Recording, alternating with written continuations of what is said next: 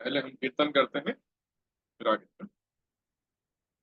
जयो राधा माधव, जय कुंज विहारी, जय राधा माधव, जय कुंज विहारी, जय राधा माधव, जय विधानी, जय गोपीजन वल्लभ, जय गिरिवरधारी, जय गोपीजन वल्लभ, जय गिरिवरधारी, जय यशोदानंदन, जय जनरंजन, यशोदानंदन, जय जनरंजन, यमुना तीरावनचारी, जय कुंज विहारी, यमुना तीरावनचारी, जय विहारी, हरे कृष्ण हरे कृष्ण, कृष्ण कृष्ण हरे हरे, राम हरे राम, राम राम हरे हरे, कृष्ण हरे कृष्ण, कृष्ण कृष्ण हरे हरे, राम हरे राम, राम राम हरे हरे, कृष्ण हरे कृष्ण, कृष्ण हरे हरे, राम हरे राम, राम राम हरे हरे, हरे कृष्णा कृष्णा कृष्णा हरे हरे, राम राम राम राम हरे हरे, हरे कृष्णा कृष्णा कृष्णा हरे हरे, हरे राम राम राम हरे हरे, जय कृष्ण बलराम, कृष्ण बलराम, कृष्ण बलराम, जय कृष्ण बलराम, जय ललिता विशाखा राधे श्याम, ललिता विशाखा जय राधे श्याम, जय गौरानिताय, गौरानिताय, गौरानिताय, जय गौरानिताय, जय प्रभुपदा, प्रभुपदा, प्रभुपदा, शिल प्रभुपदा, जय गुरुदेवा, गुरुदेवा, गुरुदेवा, जय गुरुदेवा।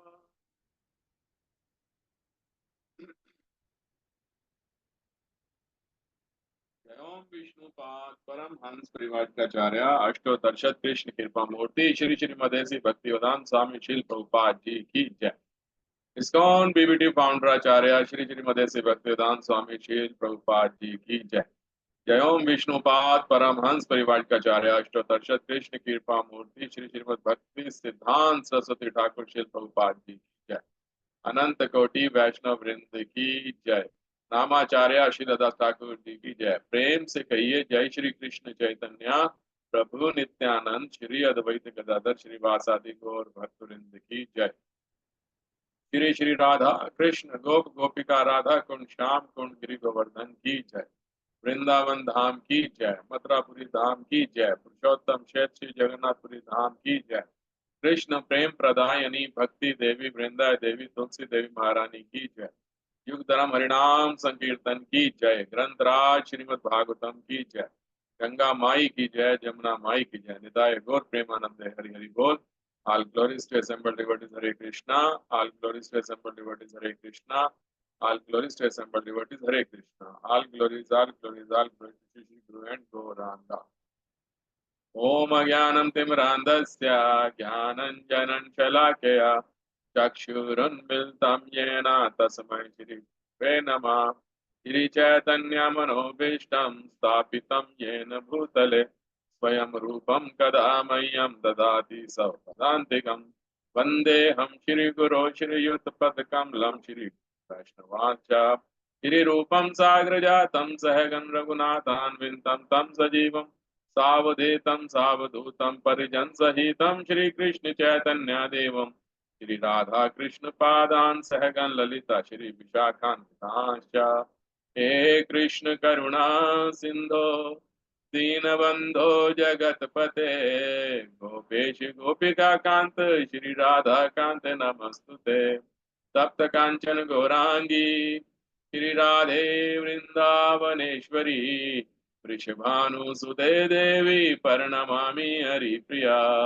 वाञ्छाकल्पतरुभ्यश्च कृपा सिन्धुभ्येव च पतितानां पावनेभ्यो वैष्णवेभ्यो नमो नमः। जय श्री कृष्ण चैतन्य प्रभु नित्यानंद श्री अद्वैत गदाधर श्रीवासादि गौर भक्त वृंद। हरे कृष्ण कृष्ण कृष्ण हरे हरे हरे राम राम राम हरे हरे। नमो ओम विष्णुपादाय कृष्ण पृष्ठाय भूतले श्रीमते भक्ति वेदांत स्वामी निति नामिने। नामस्ते सारस्वते देवे गौरवाणी प्रचारिणे निर्विशेष शून्यवादी पाश्चात्य देश तारिणे।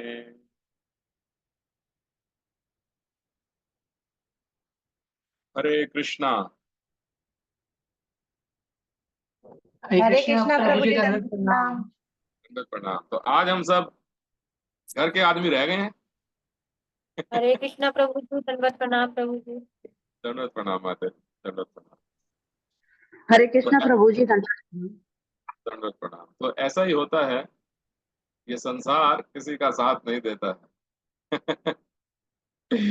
Okay, very nice. कोई बात नहीं। एक बार प्रभुपाद जी दे रहे थे लेक्चर, तो सामने खाली कुर्सियां थी, कोई नहीं था। तो प्रभुपाद लेक्चर दे रहे थे और प्रभुपाद हंस रहे थे। तो भक्तों ने बाद में पूछा, जब लेक्चर समाप्त किया प्रभुपाद ने, कि प्रभुपाद आप हंस क्यों रहे थे, सामने तो कोई था ही नहीं। बोले आपको लगता है कोई नहीं था, वहां तो बहुत लोग थे, नारद मुनि भी वहां बैठे थे। तो जहाँ भगवान की कथा होती है वहां भक्त पहुंच जाते हैं। तो इस चीज से हम कभी घबराते नहीं है। एक है, दो है कि चार है, जिसको ज्ञान की लालसा होगी वो आएगा और ज्ञान प्राप्त करके अपने जीवन को परिवर्तित करेगा। जिस प्रकार से हीरे की कद्र और हीरे की पहचान सबको नहीं होती है। हीरे की दुकान पे बहुत कम ग्राहक चढ़ते हैं, है ना। जहाँ आर्टिफिशियल ज्वेलरी बिक रही हो वहां आप देखेंगे लाइन लगी होती है, भैया मुझे ये दिखाना, भैया मुझे ये दिखाना। ऐसे ही होता है ना, नेचुरल है। आप लोगों ने देखा होगा कि आर्टिफिशियल ज्वेलरी पे लोग बहुत जाते हैं, लेकिन हीरे के पास बहुत कम आते हैं, हीरे के ज्वेलरी के पास या हीरे की दुकान पे। Okay, let us start today's session now.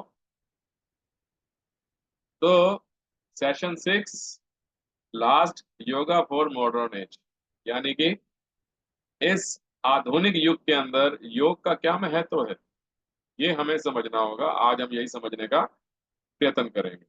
तो अभी तक के सेशन में हमने देखा, हमारा फर्स्ट सेशन था आनंद की खोज, जिसमें आपको बताया गया कि आनंद क्यों नहीं आ रहा। आनंद इसलिए नहीं आ रहा कि हमने अपने परम पिता परमात्मा से हाथ छोड़ के अकेले में आनंद को ढूंढने की कोशिश की है हम। ठीक है। सेकंड था, क्या वास्तव में भगवान है, डज गॉड रियली एग्जिस्ट, भगवान एक है या भगवान अनेक है। जिसमें आपको बताया गया कि भगवान एक है, ईश्वर परम कृष्णा सच्चिदानंद विग्रह अनादिरादिर गोविंदम सर्व कारण कारणम। ठीक है, सॉरी, ये थर्ड वाला था, क्या वास्तव में भगवान है, फिर भगवान एक है या अनेक, फिर मैं कौन हूं, एम आई, मैं कौन। ठीक है। फिर आपको बताया गया हमेशा अच्छे लोगों के साथ ही बुरा क्यों होता है। और अब आज अंतिम है योगा फॉर मॉडर्न एज। ठीक है, तो इस कलयुग के लिए वास्तव में योगा क्या है? आजकल लोगों ने योग का नाम योगा रख दिया। जो शारीरिक एक्सरसाइज होती है उसको, या किसी मंत्र को बोलेंगे शांति मंत्र करो, वशीकरण मंत्र करो, ये वाला मंत्र करो, वो वाला मंत्र करो। भगवान भगवान कुछ नहीं है, ये सब तो कहने की बातें हैं? ये जो पुस्तकें आप पढ़ते हैं ये तो सब मनुष्यों ने लिखी हैं। गीता प्रेस में या हमारे बॉम्बे इस्कॉन वाले में यहाँ पुस्तकें छापी गई हैं। इन पुस्तकों को पढ़ने से क्या लाभ होगा? तो आपको बताते चले हम कि ये पुस्तकें किसी व्यक्ति ने नहीं लिखी हैं। ये पुस्तकें भगवान के 24 अवतारों में से एक श्री व्यास देव जी ने लिखी। ठीक है, तो क्या पहले ज्ञान नहीं था? ज्ञान पहले भी था। ऐसा नहीं है कि ज्ञान केवल व्यास देव जी ने दिया तभी ज्ञान आया। ज्ञान पहले था, वो केवल शब्दों के माध्यम से, जिसको हमने एक सेशन में बताया था कि शब्द प्रमाण, अनुमान प्रमाण, है ना। तो शब्द प्रमाण के रूप में ज्ञान पहले भी हमारे पास उपलब्ध था। तो क्यों शब्द प्रमाण में था? उस समय जो लोग हैं सुनकर ही अपने हृदयंगम कर लेते थे, अपने हृदय में चीजों को बसा लेते थे। तो उस समय के लोगों को बोला जाता था श्रुतिधर। श्रुतिधर मतलब कौन होता है? जिसने अपने दोनों कानों से सुना और अपने हृदय में उस चीज को स्थान दे दिया, परमानेंटली उसको अपने अंदर बसा लिया, वो होता है व्यक्ति श्रुतिधर। परंतु आज के इस कलयुग के अंदर यदि पुस्तकें ना हो तो कोई व्यक्ति किसी भी चीज को याद नहीं रख सकता। आप सब जानते हैं हमने कल क्या खाया था, कुछ नहीं याद है। हमने कल कौन से कपड़े पहने थे, हमें कुछ नहीं याद है ना। तो जब हमें ये सब चीजें याद ही नहीं रहती हैं तो हमें शब्द प्रमाण की, हमें शास्त्रों की आवश्यकता पड़ी, जो हमारे को व्यास देव जी ने दिए हैं। तो कलयुग के अंदर एक श्लोक आता है श्रीमद् भागवतम के अंदर, प्रथम स्कंद में प्रथम चैप्टर में 10 नंबर श्लोक है। प्रयाण अल्प आयेषु सभ्य कलो अस्मिन युगे जना मंद सुमंद मत्या मंद भाग्या ही उपद्रता। यानी कि कलयुग के अंदर लोगों की आयु, प्रायण अल्प आयुषु, आयु कम होगी। आप सब देख रहे हैं कलयुग, देखिए क्या होता था। जो हमारा सतयुग था, सतयुग के अंदर आयु एक व्यक्ति की 1 लाख वर्ष होती थी, 1 लाख ईयर्स एक व्यक्ति जीता था। सतयुग से हम त्रेता पे आए तो 10% डेप्रिशिएट हो गया, यानी कि रह गए 10% आयु रह गई, यानी कि 10,000 वर्ष त्रेता के अंदर। फिर आ गया द्वापर, तो द्वापर के अंदर कितनी आयु हो गई? 1,000 वर्ष। एक व्यक्ति 1,000 वर्ष एवरेज में जीता था। वो अलग बात है कोई 900 950 साल में चला गया। और आज कलयुग के अंदर 1,000 का भी 10% रह गया है, वो है 100 ईयर्स। तो आप ही बताएं हम में से कितने लोग 100 ईयर्स जी रहे हैं या जीते हैं या जिएंगे? आजकल कोई 65 साल 70 साल में ही एक्सपायर हो जाता है, अपना शरीर छोड़ देता है। तो क्या कहा जाता है? अच्छा अच्छा, तो बच्चे तो बड़े हो गए थे ना, चलो कोई बात नहीं, चले गए तो नौकरी से तो रिटायर हो गए थे ना, पेंशन तो आ रही थी ना, पत्नी को आधी पेंशन मिलती रहेगी। तो क्या हुआ? हम लोग 65 और 70 वर्ष की आयु में ही सेटिस्फाइड हो रहे हैं। लेकिन आने वाले टाइम में जब घोर कलयुग और पड़ेगा, अभी भी घोर कलयुग है, जब आगे कलयुग बढ़ता जाएगा, कलयुग अंत होने से पहले एक व्यक्ति की आयु केवल 20 ईयर्स रह जाएगी, 20 वर्ष। 20 वर्ष के अंदर वो व्यक्ति दादा नाना मामा चाचा ताया सब बन जाएगा और अपना शरीर छोड़ जाएगा। 5 वर्ष की बच्चियां बच्चों को जन्म देंगी। आज भी 9 वर्ष की लड़की बच्चे को जन्म दे सकती है, ऐसा हुआ भी है एक जगह। 9 वर्ष की बच्ची बच्चे को जन्म दे रही है। तो ये चीजें कलयुग के साथ जो है ना बढ़ती ही चली जाएंगी। तो इस पूरे इस श्लोक का पूरा जो मतलब है मैं आपको पढ़कर सुनाता हूँ। हे विद्वान, कली के इस युग में लोगों की आयु न्यून है, यानी थोड़ी है। प्रायण अल्पायुषु, वे झगड़ालू हैं, आलसी हैं, पथ भ्रष्ट हैं, मंद बुद्धि हैं और अभागे होते हैं। मंद सुमंद ठीक है, मत्या, तथा साथ ही साथ सदैव उपद्रव करने वाले होते हैं, यानी लड़ाई झगड़े वाले। यानी कि कलयुग का नाम ही है कलह का युग। कलह क्यों होती है? मैं आपसे सहमत नहीं हूं, आप मेरे से सहमत नहीं हो, तो क्या होगा? लड़ाई ही तो होगी ना। हम सब एक दूसरे के साथ सहमत नहीं है, इसलिए ये कलह का युग है। तो अब प्रश्न ये उठता है, कौन सा आसन, कौन सा योग हम करें जिससे कि हमारा मन शांत हो, है ना? तो वास्तव में योगा है क्या, ये समझने वाली चीज। योगा, अब आते हैं शब्द योगा पे। तो योगा का अगर हम शब्द देखें तो इसका इसका अर्थ सीधा सीधा मन में आता है, किसी चीज को किसी चीज से जब जोड़ा जाता है तो वो योगा होता है। अंग्रेजी में बोले तो 2+2 = 4। अगर संस्कृत लैंग्वेज में यूज करें, 2 योग 2 = 4। 2 योग 2 करेंगे तो 4 हो जाता है। अपने आप को भगवान से जोड़ने की प्रक्रिया को हम योगा कहते हैं। यानी कि कोई जब किसी से जुड़ता है तो योगा। तो अब आप जब मेडिटेशन करते हैं इत्यादि इत्यादि, जो यम नियम इत्यादि हैं, इसके बारे में हम आपको बताएंगे, तो इसको आप योगा नहीं कह सकते। ये योग का बिगड़ा हुआ रूप है या बिगड़ा हुआ शब्द है।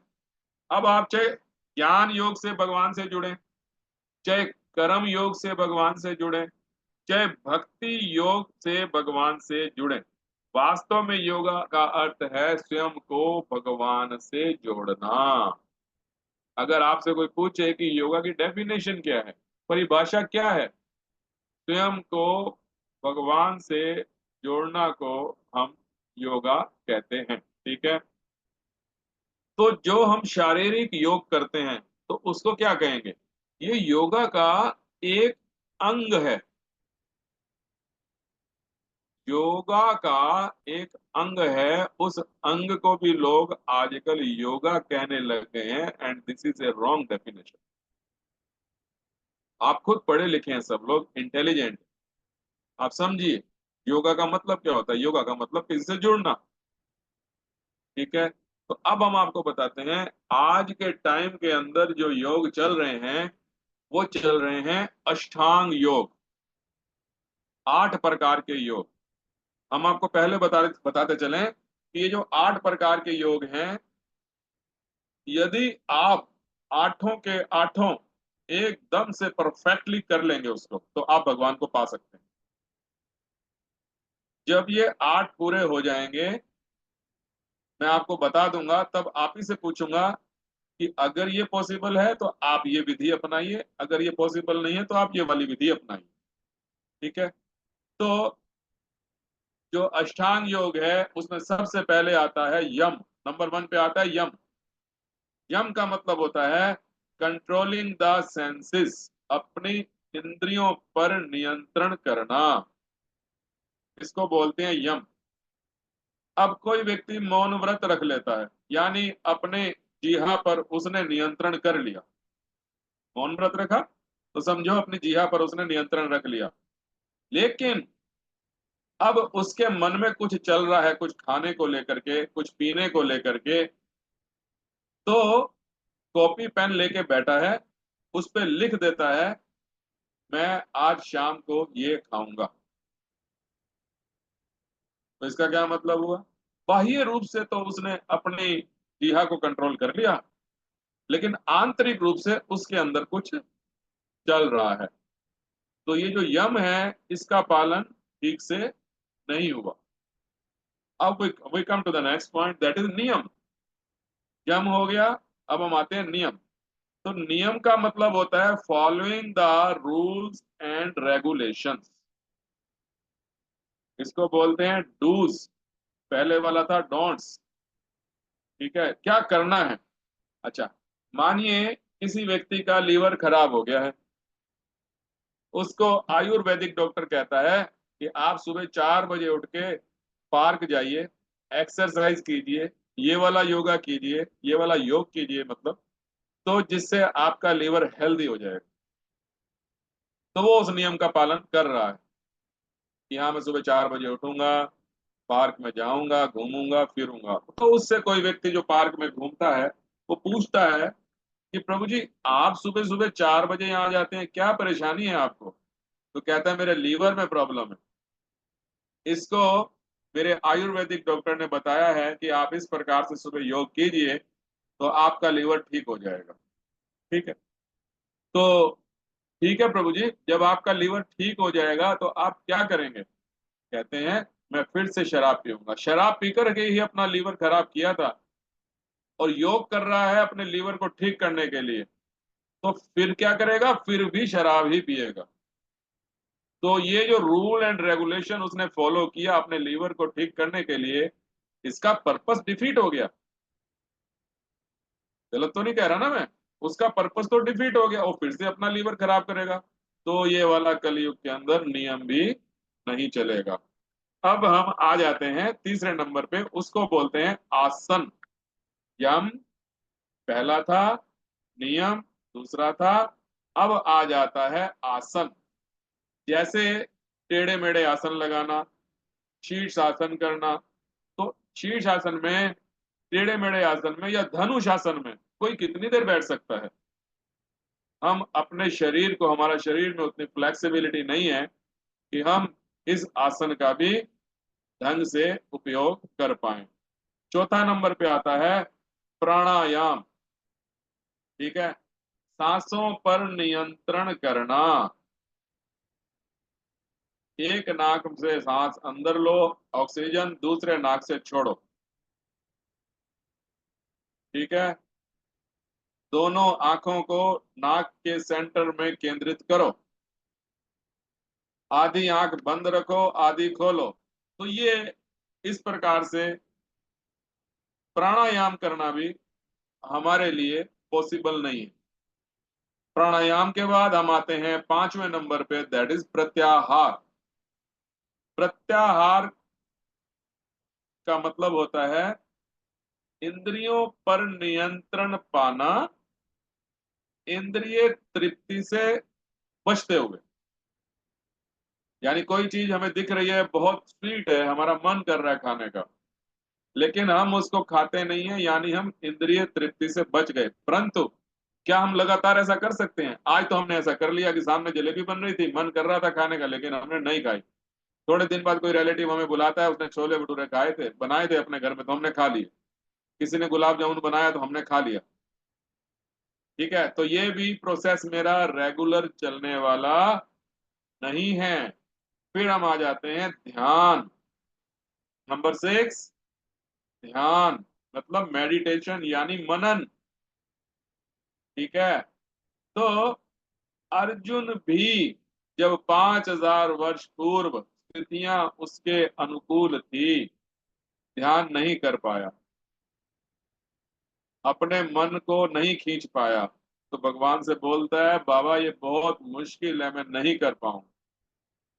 जब अर्जुन नहीं कर पाया 5,251 वर्ष पूर्व, तो हम ध्यान में आज कैसे बैठ सकते हैं?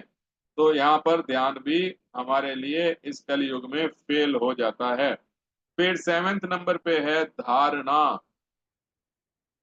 ठीक है, धारणा का मतलब होता है कंसंट्रेशन, केंद्रित करना।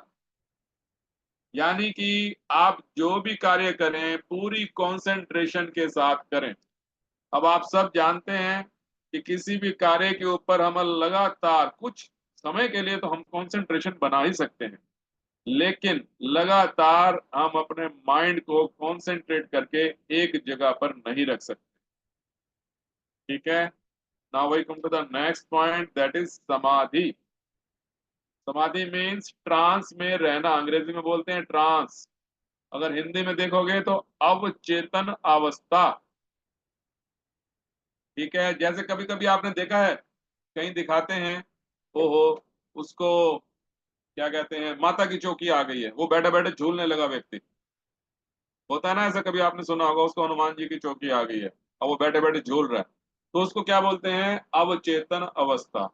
अब उसको ये नहीं पता कि मेरे आस पास क्या हो रहा है। बट ये भी कोई परमानेंट प्रोसेस नहीं है। जिन लोगों को चौकी आती है 1 घंटा, आधा घंटा, पौना घंटा, उसके बाद वो भी अपनी चेतन अवस्था में आ जाते हैं। तो ये जो अष्टांग योग के 8 अंग हैं, उनको हम लगातार कर नहीं सकते हैं। अगर इनमें से, अगर इन 8 को हम अच्छे से प्रॉपर तरीके से कर लें तो हम भगवान को पा सकते हैं। लेकिन आप सब जानते हैं, आपको जो मैंने 8 बताए हैं, क्या आप में से कोई बता दे क्या ये पॉसिबल है कि हम 8 को फॉलो कर पाए लगातार? नहीं कर सकते हम लोग, ठीक है ना। तो हम आपको बताते चलें कि ये जो ध्यान है ना, सतयुग में, सतयुग में लोग करते थे ध्यान। क्योंकि ऐसा नहीं है कि योग कोई गलत विधि है, जो हमने 8 आपको बताए हैं ये गलत है, नहीं, ये ठीक है, लेकिन करने का नहीं है, अभी हो नहीं पाएगा। परंतु सतयुग के अंदर जब 1 लाख वर्ष आयु होती थी, तो उस समय लोग 10,000 वर्ष तक का ध्यान लगा लेंगे, बैठ जाएंगे। स्थितियां अनुकूल होती थी, स्वास्थ्य उत्तम होता था, वातावरण दूषित नहीं होता था। तो ध्यान हम सतयुग में करते थे। तो त्रेता में हम क्या करते थे? यज्ञ से भगवान को प्रसन्न करते थे।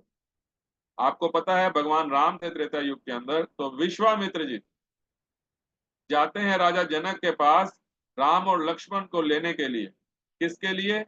यज्ञ के लिए। क्योंकि विश्वामित्र जब यज्ञ करते थे ना, तो बहुत सारे राक्षस आते थे, उसमें मल मूत्र पीत इत्यादि त्याग देते थे, जिसकी वजह से वो यज्ञ अपवित्र हो जाता था। तो क्या आज हम यज्ञ कर सकते हैं? क्या हमारे को प्योर घी मिलेगा गाय का? नहीं मिलेगा। क्या प्योर मंत्रों का उच्चारण करने वाला व्यक्ति मिलेगा? नहीं मिलेगा। ठीक है, तो यज्ञ त्रेता के लिए होते थे, और ध्यान सतयुग के लिए होते थे, और फिर द्वापर आ गया। द्वापर में हम लोग भगवान को प्रसन्न करते थे अर्च्य विग्रह की पूजा करके। ठीक है, तो द्वापर में इसने क्या नाम है, युधिष्ठिर महाराज ने राजसूय यज्ञ किया था। आपको पता है राजसूय यज्ञ के अंदर घोड़ों के ऊपर जो बैठने का स्थान होता है पूरा गोल्ड का बना हुआ था, बहुत सोना होता था। जितने भी राजसूय यज्ञ में लोग आए, सबको सोने की थाली में प्रसाद परोसा गया, और खाने के बाद वो सोने की थाली, जैसे आज हम पत्तल डस्टबिन में डाल देते हैं, ऐसे ही सोने की थाली को डस्टबिन में डाल देते थे। तो प्रसन्न, अब आपको पता है कि जो लोग हवन करते हैं और लोहे के हवन कुंड में करते हैं, वहां कभी भी देवी देवता अपना भाग लेने के लिए उपस्थित नहीं होते हैं। आज भी यदि आपको हवन सही ढंग से परफॉर्म करना है अपने घर पे, तो आपको कम से कम, नहीं तो कम से कम तांबे के हवन कुंड के अंदर करना होगा। तो आज हमारे पास कोई भी ऐसा प्योर गोल्ड या प्योर चीजें भी उपस्थित नहीं है। तो कलयुग की विधि क्या है? हरि नाम द्वारा भगवान को प्राप्त करना। ठीक है, तो श्रीमद् भागवतम में एक श्लोक आता है, 12वां स्कंद है, तीसरा अध्याय है, 52 नंबर श्लोक है, 12.3.52। कृते यत् ध्यायता विष्णुं त्रेतायाम यजतमखै द्वापरे परिचर्यां कलो तत् हरि कीर्तनात्। यानी कि जो फल सतयुग में विष्णु का ध्यान करने से, त्रेता में यज्ञ करने से, द्वापर में भगवान के श्री चरण कमलों की सेवा करने से प्राप्त होता था, वही कलयुग में केवल हरे कृष्ण महामंत्र का कीर्तन करके प्राप्त किया जा सकता है। कलयुग केवल नाम धारा, सिमर सिमर नर उतरे ही पार। तो हम लोग बहुत लकी हैं कि हम कलयुग के अंदर आए हैं, और बहुत ही आसानी से हम भगवान को प्राप्त कर सकते हैं। लेकिन भगवान की ओर हमारा बिल्कुल भी ध्यान नहीं है। चैतन्य चरितमृत में भी आता है, कली काले नाम रूपे कृष्ण अवतार, यहाँ हैते है सर्व जग निस्तार। यानी कि जो भगवान के नाम की शरण ले लेता है उसका उद्धार हो जाता है। भगवान कली काल में नाम के रूप में अवतरित हुए हैं। भगवान के नाम का जप मात्र करने से ही हमारा कल्याण हो जाता है।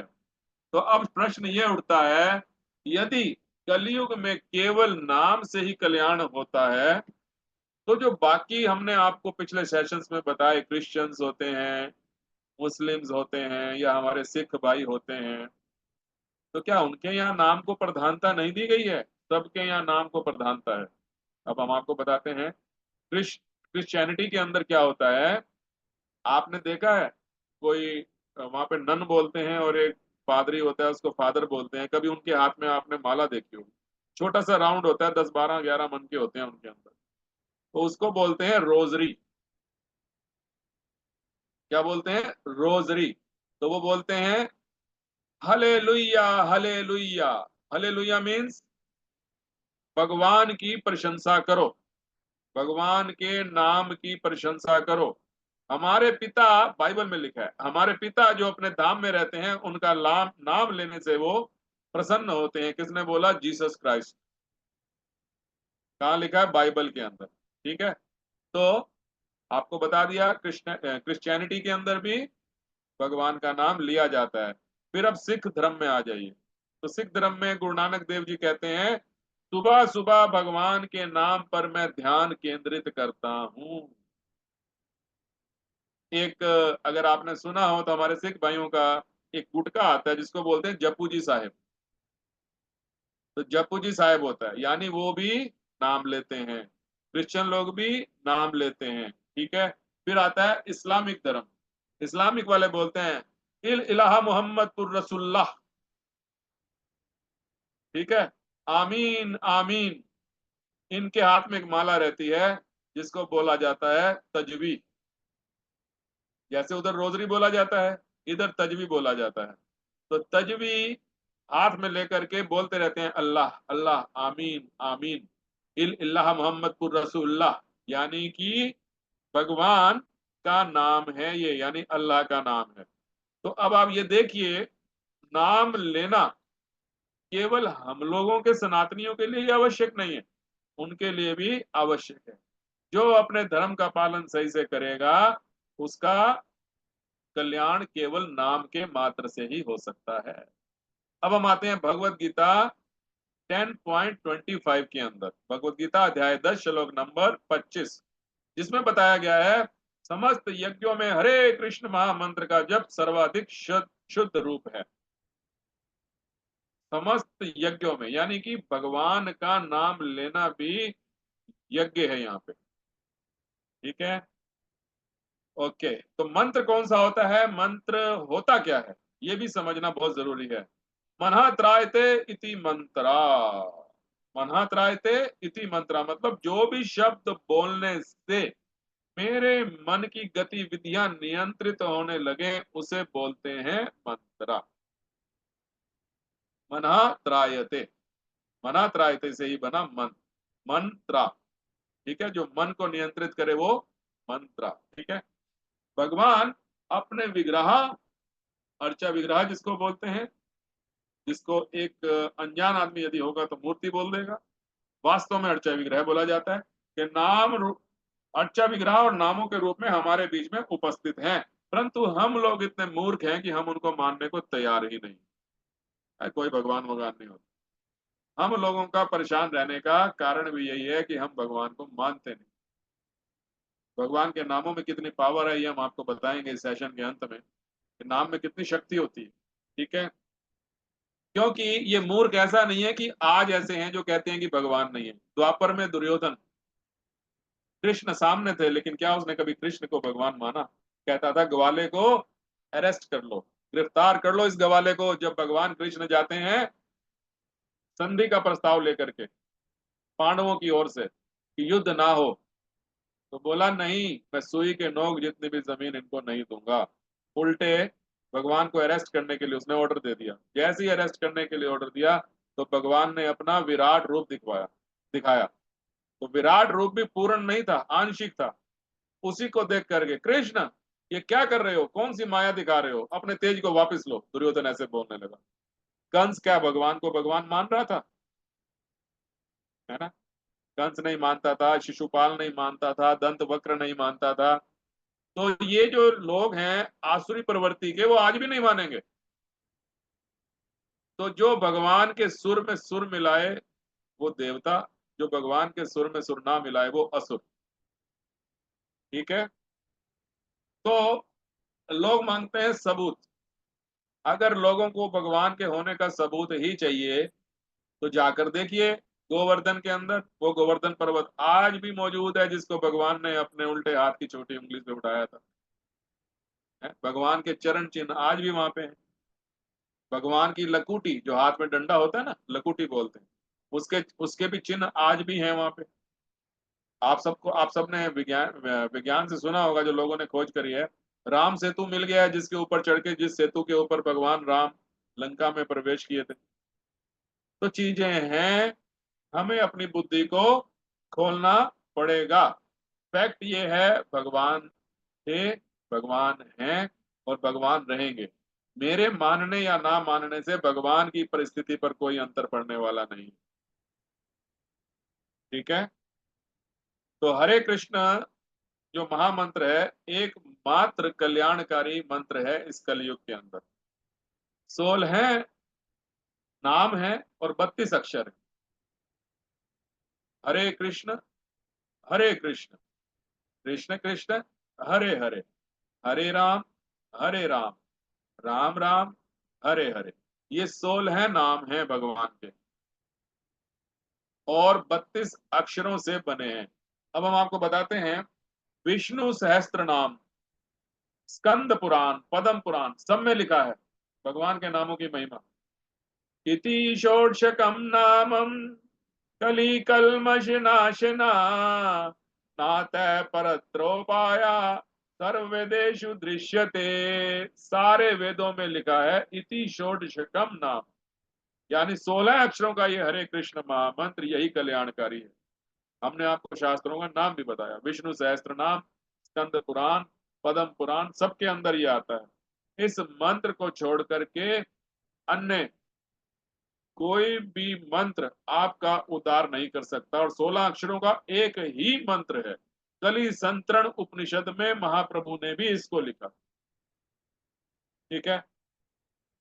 आप ऋग्वेद में देख लीजिए, यजुर्वेद में देख लीजिए, सामवेद में देख लीजिए, अथर्ववेद में देख लीजिए, हर जगह पे एक ही चीज मिलेगी आप, हरे कृष्ण महामंत्र। तो भगवान के नाम का जप माला पर ही क्यों करना चाहिए? तो कबीर दास जी ने एक दोहा लिखा था। दोहा यूं था, मन का फेर के कर का मन का छोड़। कर मीन्स हैंड, हाथ। वो बोल रहे थे कि हाथ का मन का छोड़ के मन का, तो हाथ, उन्होंने ये नहीं बोला कि हाथ का मन का मत फेर। उन्होंने बोला हाथ के मन के को तू फेर रहा है, लेकिन मन का नहीं फेर रहा, मन की परिस्थिति अपने नहीं बदल रहा। तो लोगों ने क्या किया, इसका गलत मतलब निकाल लिया। भाई कबीर दास जी ने मना किया है, कर का कन का छोड़ दे, यानी हाथ का छोड़, मन में करो। जो लोग कहते हैं मैं मन ही मन में भगवान को जपता हूं, तो उनको जरा आप बोलिए, भैया जो प्रसाद पाते हो ना, जो रोटी खाते हो, उसको मन से ही खा लो, हाथ से मत खाओ। खा लो मन से, फिर जी लोगे? फिर जी नहीं पाओगे, क्योंकि मन से कोई खा नहीं सकता और खा के जीवित रह नहीं सकता। ठीक है। तो फिर कबीरदास जी को एक और दोहा लिखना पड़ा है। माला मन से लड़ पड़ी, क्यों क्यों छोड़े मोहे, बिना शस्त्र का सूरमा लड़ते ना देखा कोई। अब फिर कबीरदास जी को ये दोहा निर्माण करना पड़ा, माला मन से लड़ पड़ी, तू क्यों छोड़े मोहे, भाई मेरे को मत छोड़। माला मन से अब लड़ रही है। पहले तो मन से ही सब कुछ करते हैं लोग।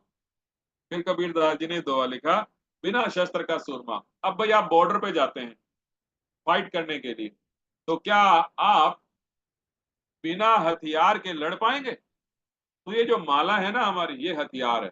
108 मनके की माला, 108 गोलियां हैं इसके अंदर। इसको हमें धाए धाए चलाना चाहिए। ठीक है। तो बिना शस्त्र का सूरमा लड़ता देखा ना कोई। जो माला के बिना है, जो नाम के बिना है, वो मैं ये तो नहीं कहूंगा कि उसको हम भक्त नहीं कह सकते, लेकिन भक्ति की एक चीज से वो विहीन है जो कि होनी जरूरी है। ठीक है, तो आप सब जानते हैं, मान लो आपने अपने घर में बैंगन की कोई बेल लगाई, आप उसमें जब बीज डालते हैं तो आपने कभी ध्यान दिया है कि बीज सीधा जा रहा है कि उल्टा जा रहा है?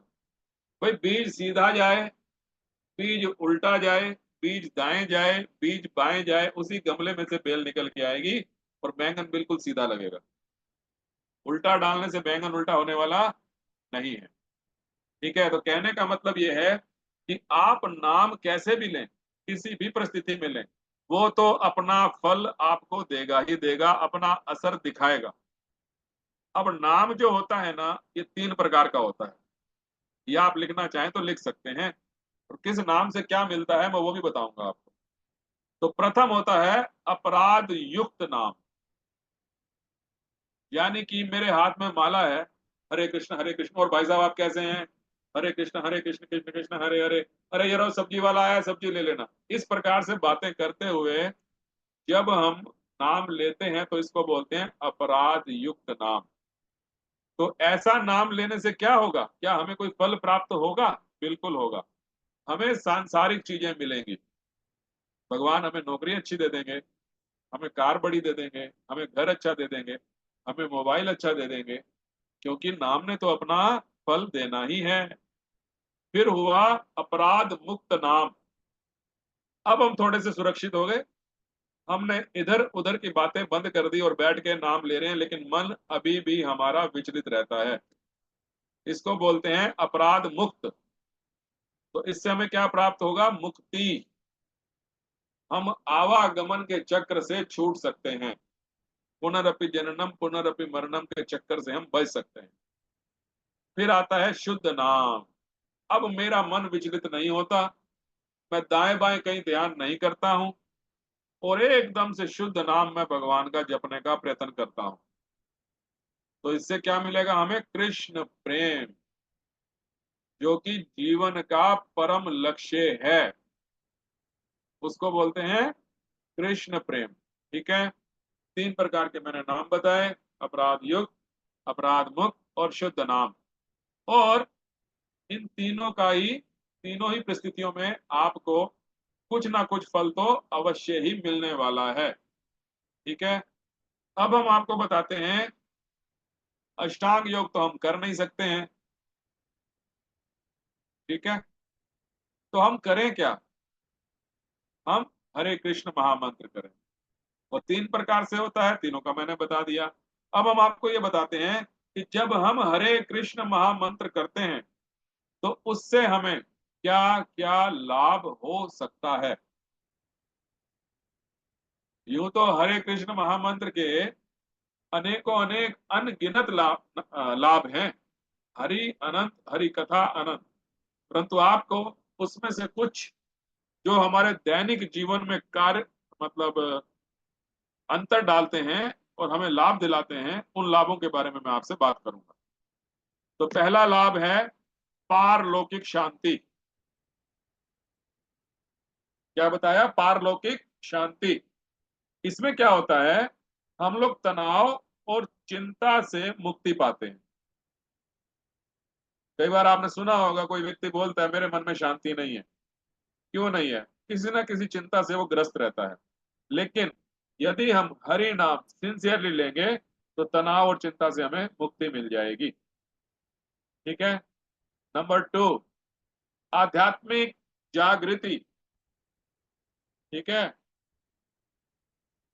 तो जो हरे कृष्ण महामंत्र है, ये एक अनुष्ठान नहीं है, यानी कि किसी को अब कुछ करना हो, घर में कुछ हवन इत्यादि, और उसकी जगह हरे कृष्ण महामंत्र कर ले, तो उस प्रकार का अनुष्ठान ये नहीं है। ये हमारी आध्यात्मिक यात्रा है। ठीक है, तो आध्यात्मिक यात्रा जब हम करेंगे तो डेफिनेटली हमारी आध्यात्मिक जागृति भी होगी। नंबर 3, हृदय की शुद्धि। हमारे महाप्रभु ने भी हमें बोला है चेतो दर्पण मार्जनम भव महादावा अग्नि निर्वापनम। ठीक है, ये हरे कृष्ण महामंत्र इतना शक्तिशाली है कि हमारे चित्त रूपी दर्पण का ये मार्जन करता है, यानी उसकी सफाई करता है। ये हमारे अहंकार, अभिमान और क्रोध के बादलों को हमसे दूर करके हमारे हृदय को शुद्ध करता है। ठीक है, अगला है नकारात्मकता से सुरक्षा। चिंताजनक विचारों की ओर जाने की बजाय हमें सकारात्मक मार्ग दिखाता है। नेगेटिविटी हट जाएगी। Once you start the chanting Hari name, you will no longer remain in negativity. आपके अंदर नकारात्मक विचार चले जाएंगे। क्यों क्यों चले जाएंगे? क्योंकि अब मुझे ज्ञान हो गया है। अगर आपने पिछले 5 सेशन अच्छे से सुने होंगे तो अब मुझे ज्ञान हो गया है कि मेरे साथ बुरा क्यों हो रहा है, मैं हूं कौन, मैं इन परिस्थितियों में आया कैसे। तो ज्ञान होने के बाद क्या होगा? यदि कोई संकट आएगा आपके ऊपर तो क्या आप नेगेटिविटी में जाएंगे? नहीं, आपकी आंखें खुल चुकी हैं। Then number 5 is internal power, आंतरिक शक्ति। इससे दृढ़ संकल्प को बढ़ावा मिलता है, आत्म जागरूकता बढ़ती है, जिससे हम अपनी कमजोरियों पर काबू पाकर सुदृढ़ हो सकते हैं। डिटर्मिनेशन बढ़ जाता है हमारा। शुरू में हो सकता है कि हमें लगे 2 4 5 साल कि कुछ लाभ नहीं हो रहा, लेकिन यदि आप लगे रहेंगे तो एक डिटर्मिनेशन आपका बन जाएगा। ठीक है, नंबर 6 दिव्य प्रेम।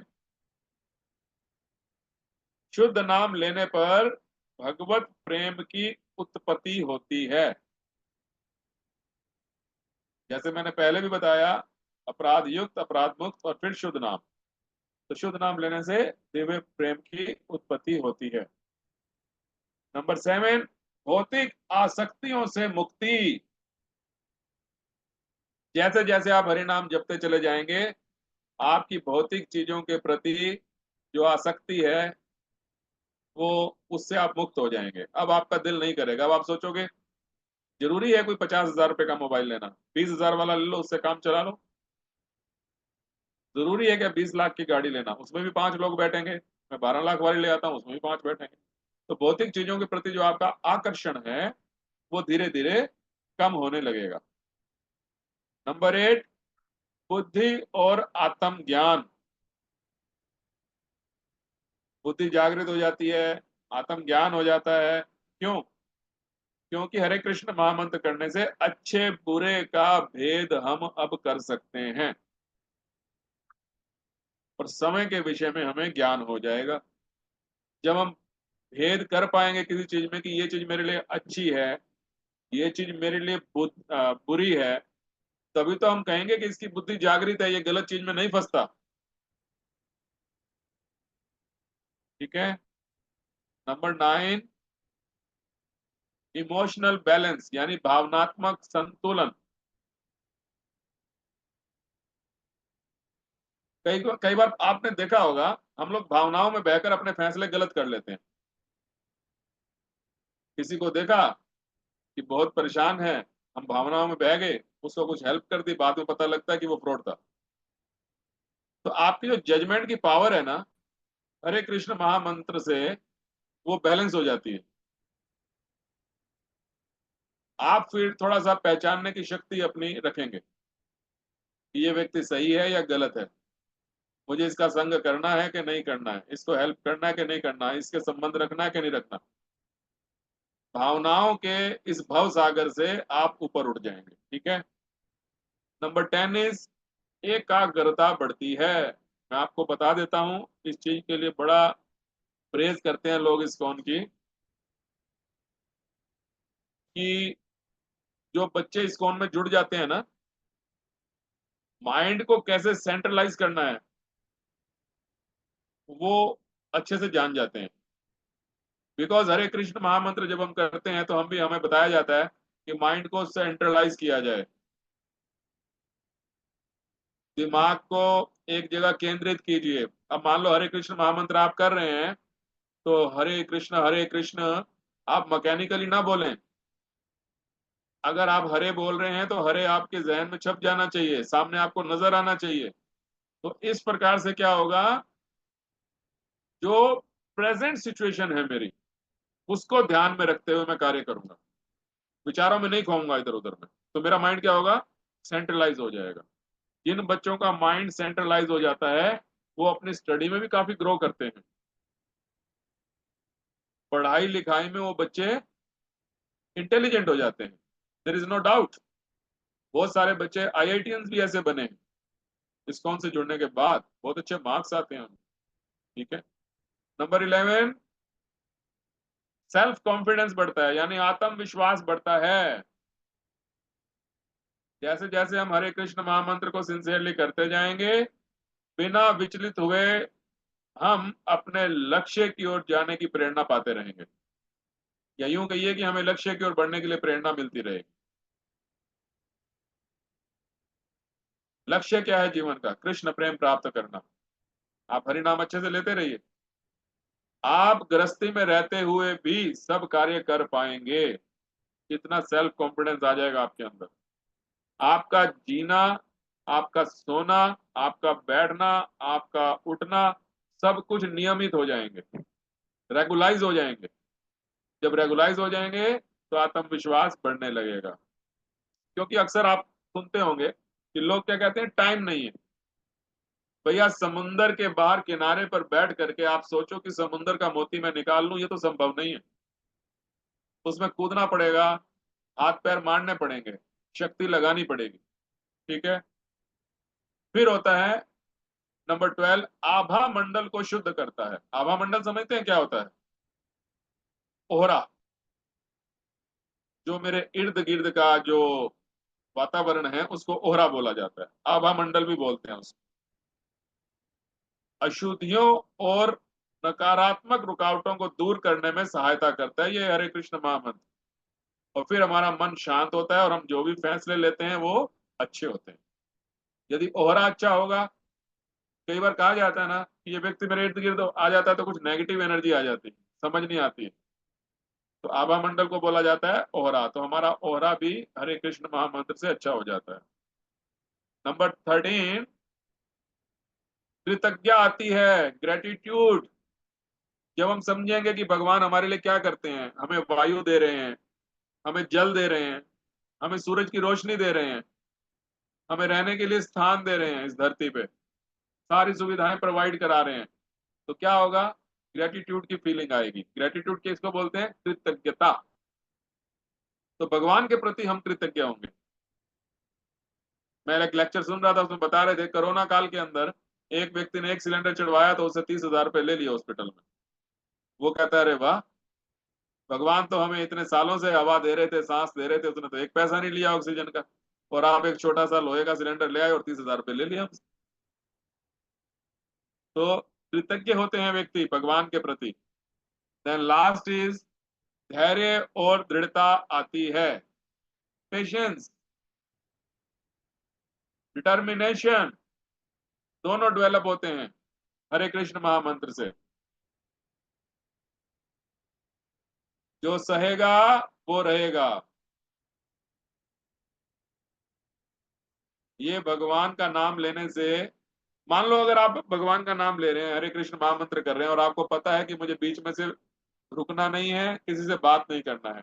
मान लो कोई आ रहा है आपके बारे में भला बुरा भी बोल के जा रहा है, और आप हरे कृष्ण महामंत्र कर रहे हैं, तो उससे मेरा पेशेंस बढ़ेगा। ठीक है।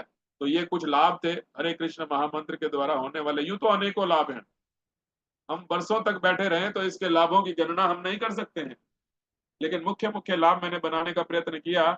जो मैं डेली अपने जीवन में जिन चीजों से मेरा सामना होता है, उतना ही मैंने लिखने का प्रयत्न किया। किसी भक्त का कोई प्रश्न है तो बताइए। हरे कृष्णा प्रभु जी। प्रभु जी एक बार सेकंड और थर्ड रिपीट कर दो। सेकंड तो आध्यात्मिक यात्रा है। सो ये थर्ड थर्ड और आध्यात्मिक फोर्थ। जागृति, प्रभु जी आध्यात्मिक थर्ड और फोर्थ। जागृति। थर्ड और थर्ड फोर्थ। था, थर्ड था हृदय की शुद्धि। थर्ड वन इज हृदय की शुद्धि एंड फोर्थ वन इज नकारात्मकता से सुरक्षा, डिफेंस फ्रॉम नेगेटिविटी।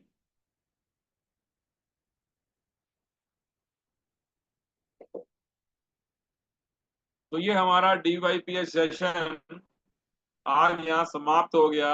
इसके 6 सेशन होते हैं। तो जो भी भक्त इसमें आए उनका हम अपने दिल से ग्रेटिट्यूड फील करते हैं। जो आए, जो पिछले सेशन तक आए उनका भी, जो अभी भी आए उनका भी। ये जो हमने 6 सेशन किए, इनसे संबंधित यदि आपका कोई प्रश्न हो तो आप हमसे पूछ सकते हैं,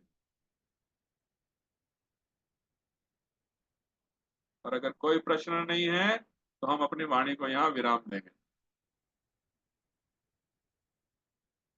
ओके, मुझे आशा है कि यहाँ कोई प्रश्न नहीं है किसी का। तो अभी चलते हैं, फिर मिलेंगे आगे। फिर कोई क्लास होगी तो आप सबको इनवाइट किया जाएगा। ठीक है, ओके। वांछा कल्पतरुभ्यश्च कृपा सिन्धुभ्यश्च पतितानां पावनेभ्यो वैष्णवेभ्यो नमो नमः। अनंत कोटि वैष्णव वृंद की जय। जगत गुरु शील प्रभुपाद की जय। हरे कृष्ण महामंत्र की जय। निताय गौर प्रेमानंद। हरि हरि बोल।